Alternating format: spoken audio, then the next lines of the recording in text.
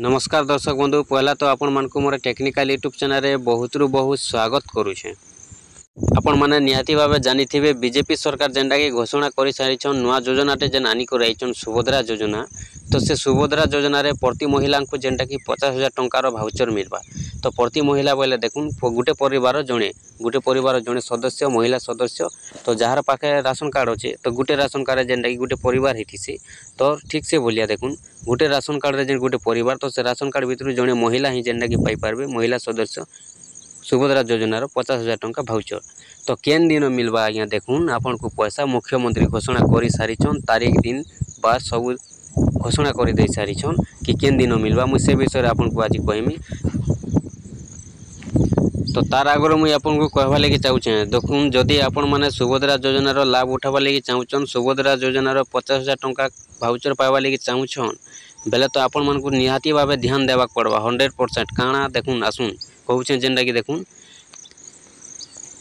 समस्त पाखे आधार कार्ड अच्छे भोट फोटो अच्छे राशन कार्ड अच्छे सब डॉक्यूमेंट्स अच्छे किंतु गोटे डॉक्यूमेंट्स नाइन अधिकांश लोकर पाखे नाइन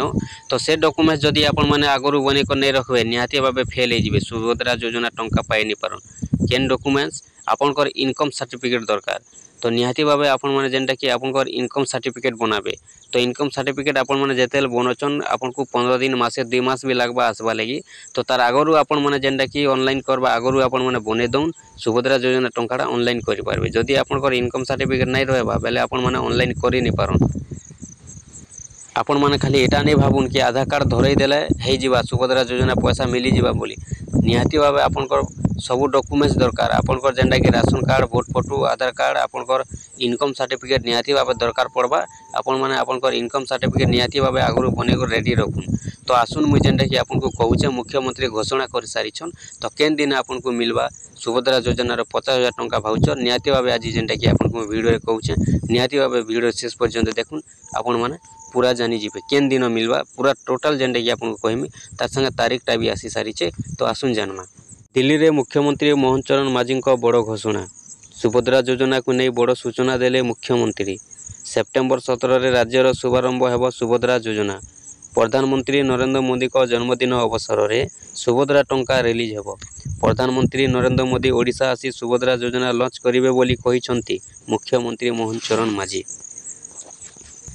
उपमुख्यमंत्री प्रभाती परिड़ा निष्पत्ति अनुଯାयी राज्यर सबु महिला को मिलिब सुभद्रा टंका मिलिब नहीं सूचना देथिले प्रभाती परिड़ा से कहिथिले जे सुभद्रा योजना रे कैबिनेट मोहर बाजिबा परे एही योजना ग्राफिक स्टेज रे अछि आसंता 100 दिन मध्य निश्चित भाव में लॉन्च हेब बोली सूचना देथिले प्रभाती परिड़ा। से आहुरी कहिथिले जे महिला और शिशु विभाग संपूर्ण भाव ए स्कीम को महिला मानक पाखरे पहुँचाइबा पई प्रस्तुत रहिछि आउ एही सुभद्रा योजना पई जो बजेट रे आवश्यकता रही से नहीं केंद्र सरकार को अवगत करा जायछि बोली प्रभाती परिड़ा गणमाध्यम को सूचना देथिले।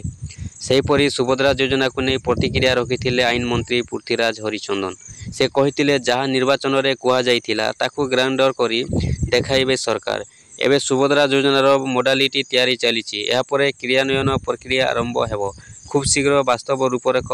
लोकों सामना को आसिबो बोली कहिथिले आईन मंत्री।